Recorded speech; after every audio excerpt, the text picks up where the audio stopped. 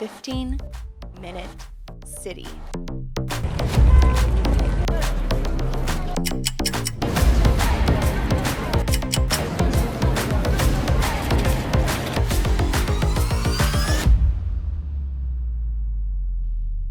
The 15-minute city plan. 15 минутын хот. Амьдралыг илүү энгийн, эргэн төвтэй хотын шинэ хөгжлийг шинэ бодлогыг бий болгохын тулд 15 минутын хот гэсэн концепцийг улс орнууд хэрэгжүүлээд эхэлсэн. Үүнийг та мэдэх үү? Дэлхийд хөгжлөөрөө тэргүүлж байгаа эдийн засгийн хувьд хүчрэг гүрнүүд 15 минутын хот гэдэг бодлогыг ирээдүйнхээ хөгжлийн шиг хандлага гэж үзээд өөрсдийнхөө хөгжлийн бодлогод тусгай хотын бодлогодоо оруулчихжээ. 15 минутын хот гэдэг төлөвлөлтийн шинэ бодлого хэрэгжлээс өмнө хүн амын хэд их төвлөрөлтөй дэлхийн томоохон хотууд супер блок гэх концепцийг хэрэгжүүлж ирсэн түүхтэй. 2000 оноос эхэлсэн тухайн концепцийн хамгийн гол зорилго нь хотын зай талбайг илүү үр ашигтай, ногоон байгууламж ихтэй, аюулгүй аж төрөх нөхцөл байдлыг бүрдүүлсэн амьдралын чанарыг сайжруулахад чиглэгддэг. Супер блок концепцийг хэрэгжүүлэхийн тулд замын хөдөлгөөний хязгаарлалтыг хийж, суудлын тээврийн хэрэгслийг тодорхой бүсүүдээр зорчуулж, яган хүний болон дугуйн замыг нэмэгдүүлж уртасгах, тусгай талбайд ногоон бүсүүдийг нэмэгдүүлэх ажлуудыг хийдэг. Хязгаарлалт хийсэн супер блок бүсэд худалдаа үйлчилгээний төв хотын зохион байгуулалт нь илүү иргэндээ ойрхон байхаар бүх асуудлыг шийдвэрлэдэг гэдгээрээ онцлогтой. Супер блок концепцийг санаачлагч бол Испани гаралтай Франц эрдэмтэн хот төлөвлөгч Карлос Мороно. Thank you for your kind invitation. Энэ бол дэлхийн нийтэд зориулагдсан концепц. Шин замын зураглал, орон нутгийн шин төлөвлөлт, шин төлөвлөгөө, хотын хөгжлийн дунд болон урт хугацааны бодлого, иргэдийн амьдралын хэм маягт өөрчлөлтийг бий болгоход зориулагдсан. Зүгээр нэг онол биш, хотыг шин хандлагаар өөрчлөх шин загвар юм. 15 минутын хот болон 30 минутын нутаг дэвсгэрийн ойлголтын хамгийн чухал нь олон төвтэй хот, олон төвтэй нутаг дэвсгэрийг хөгжүүлэх явдал юм а. Low carbon mobility. Хот төлөвлөгч эрдэмтэн Карлос Мороно. Дахин нэг хот төлөвлөлтийн шин санаачилга нь 15 минутын хот концепц болж 2016 онд анх олон нийтэд танилцуулагдсан. Хот төлөвлөгч нарын хувьд 15 минутын хот концепц супер блокийн үргэлжлэл гэж хэлдэгч тухайн хот төлөвлөлтийн шинэ бодлогыг дэвшүүлсэн Карлос Мороногийн хувьд энэ бол ирээдүйн хотын маш чухал цогц бодлого гэдгийг онцолсон.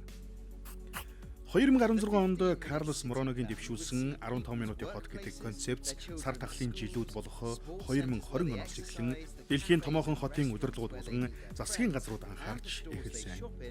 Тухайлбал Парис, Сингапур, Лос Анжелес, Копенгаген, Бристол, Брюссел зэрэг хотууд 15 минутын хот концепцийг өөрсдийн хэрэгжүүлж байгаа бодлогоор тусгаж хөгжлийн хөтөлбөр болгоод хэрэгжүүлж эхэлсэн. 15 минутын хот гэх бодлого ямар учраас дэлхийн томоохон хотуудын анхаарлыг татж бодлогод нь тусчуу гэдгээр нэвтрүүлэх үргэлжлэнэ.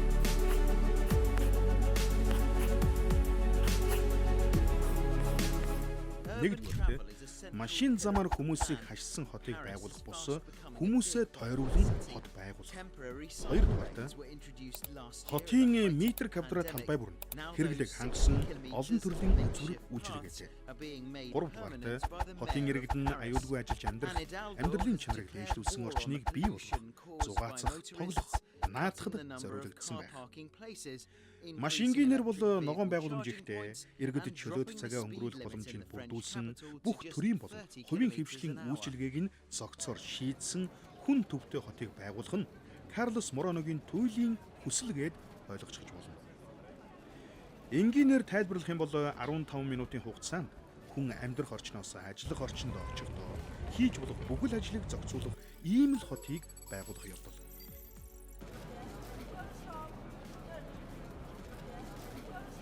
Та хүүхэдтэй юу? Тэгвэл хүүхдээс сургууль цэцэрлэгээс нь авч хадал метрополис хотын иргэн гэдэл суудлын тэрэгтэйгээ авдод замын төвжрэлд 30 минутаас 1 цаг гацдаг. Хүнсээ цуглуулж байна гэд супермаркет ороод дахин 30 минут зарцуулна. Гэртээ ирэх хугацаанд бараг 2 цаг зарцуулна. Хотын энэ нэг таршил дунд гэр бүлээрээ цаг хугацаа болон сэтгэл санаагаараа хохирдог. Зохиомл бухимдал бий болж стресс, уур бухимдал нэмэгддэг нь бодит үнэ.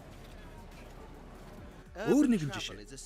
Хотыг төлөвлөлтгүй байшин хороолол болгосноор ногоон байгууламжгүй болж иргэдийн амьдрах ай тогтоогч тэр чигээрээ үгүй болж.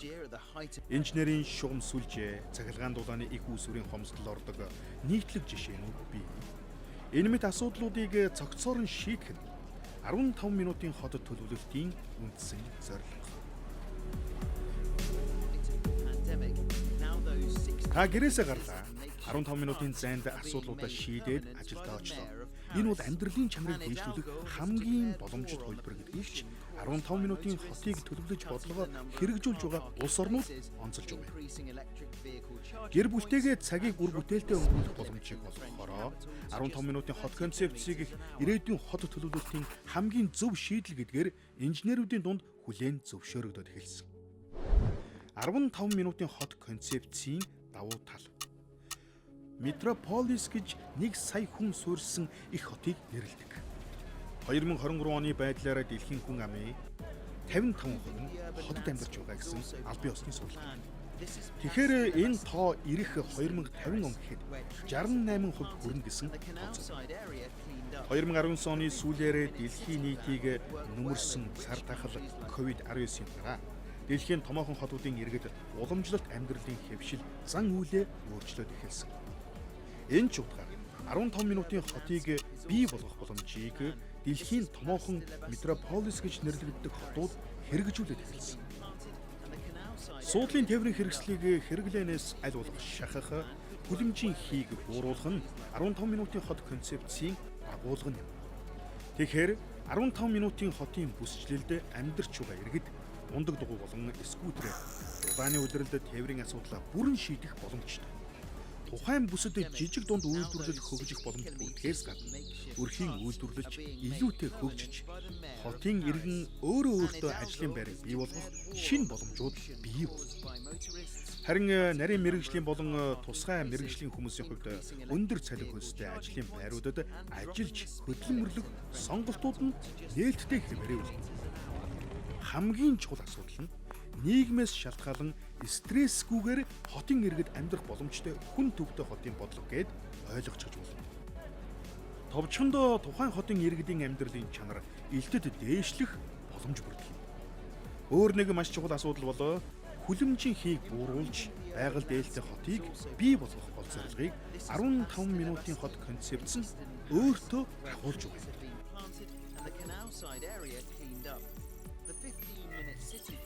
15 минутын хотын төлөвлөлтийг хэрхэн хэрэгжүүлэх вэ? Хот төлөвлөлтийн мэрэгжилтнүүд сүүлийн 20 жил өөрсдийн хийсэн судалгаагаар нэг зүйлийг онцолж харсан. Тэдний судалгаагаар зохион байгуулалтгүй хот төлөвлөлт нь өөрөө сөрөг нөлөөг авчирна. Үер усны аюулд хотуудыг нүүрлүүлж байгаа нь ил болжээ. Төлөвлөлтгүй хороолол хотхнуудыг барих бус тухайн бүсэд амьдрах иргэндээ зориулан орон сууцнуудыг барина. Хотын стандартын дагуу тухайн бүсэд шинээр баригдаж байгаа хотхон хорооллуудын дунд сургууль цэцэрлэгүүдийг яг норм журмынхын дагуу барихаас гадна үзүр үйлчилгээ болон бусад фитнес, спортын гэх мэт газруудыг шинэ суурьшлийн бүсэд төлөвлөгөөтэйгээр барьж байгуулах үүрэг хүлээнэ. Тухайн концепцийг хэрэгжүүлж байгаа хотууд ч дээрх асуудлуудыг цогцоор нь шийдэж албан ёсоор 15 минутын хот буюу шинэ дадал зан үйлтэй хот байгуулагдсан гэдгийг олон улсад зарлаж байна. Амьдралын чанар гэдэг бол тухайн улс орны иргэдийн амьдарч байгаа нөхцөл байдал авч байгаа цалин урамшуулсан сэтгэл ханамжийн баталгаа хэрхэн өгч байгаагаар 15 минутын хотын иргэн болсон хүмүүсийн хувьд амьдралын чанартай сэтгэл хангалуун байгааг илэрхийлэх болсон байна. Тэдээ төгжрөл өнгөрүүлэх байсан цагаа өөр зүйлд зарцуул, өөрийгөө хөгжүүлэх, өөрийнхөө дуртай зүйлийг хийхэд зарцуулж болж байгаа учраас аз жаргалын индексээр бусад хотуудын иргэдээс илүү гарч ирж байна. Мөн эрүүл мэндийн хувьд хамгийн чухал тооцогддог идэвхтэй хөдөлгөөний өдөр тутамдаа 15 минутын хотын иргэд хийчихэж байгаа болохоор илүү аз жаргалтай байх нь дамжиггүй. The 15-minute city.